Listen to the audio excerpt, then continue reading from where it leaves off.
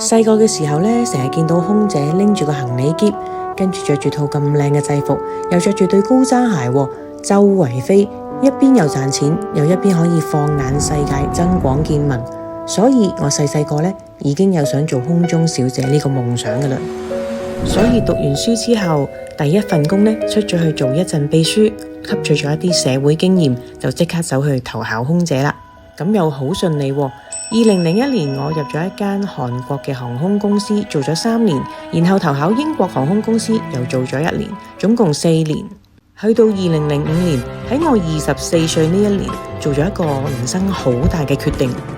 而呢一個決定都改寫咗我人生嘅軌跡。喺20世紀80年代，香港流行文化嘅黃金時期，影視同音樂都蓬勃咁樣發展，而香港小姐競選呢，就成為咗全城矚目嘅年度盛事啦。美麗與智慧並重，就係嗰陣時開始噶啦。香港小姐當時強調係要有氣質同埋有智慧，其實我都唔知自己有冇噶，不過呢，就膽粗粗咁樣填咗張申請表，然後俾媽咪簽，就係咁樣入咗圍啦。